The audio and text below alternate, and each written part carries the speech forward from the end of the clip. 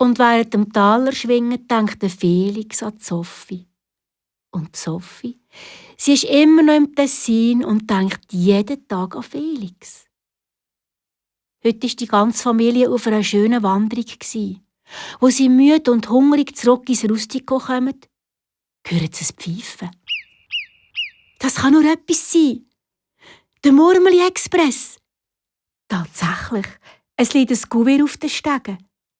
Absender, ein Brief aus dem Appenzell vom Kopfkissen des Riesen.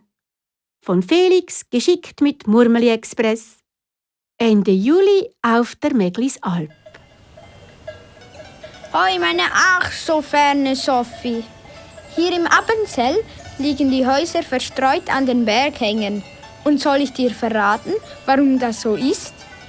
In einer alten Geschichte heißt es, dass vor langer Zeit ein Riese über den Alpstein gezogen ist. Dabei trug er einen Sack voller Häuser auf dem Rücken, denn er wollte eine Stadt bauen. Einmal musste er sich ausruhen. Da hat er die geblümte Meglisalp als Kopfkissen benutzt. Als er weiterzog, riss die Bergspitze des Sentis ein Loch in den Sack und die Häuser fielen heraus. Weil die Häuser so hübsch in der Landschaft lagen, hat der Riese sie einfach dagelassen. Bei Ueli dem Senn wohne ich. Er trägt einen goldenen Ohrring, der aussieht wie eine Schöpfkelle. So eine in groß benutzt er, wenn er Käse macht. Und das geht nämlich so, wie ich es für dich in Einzelschritten aufgezeichnet habe. Seine Käserösti ist mein neues Lieblingsessen, aber noch viel lieber mag ich dich. Heute habe ich von der Bergspitze des Sentis über insgesamt 6 Länder und ca. 1001 Berggipfel geblickt.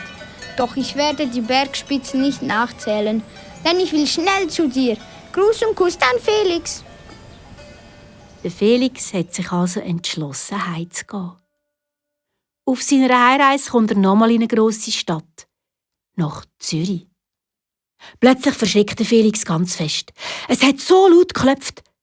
Salutschüsse sind das gsi.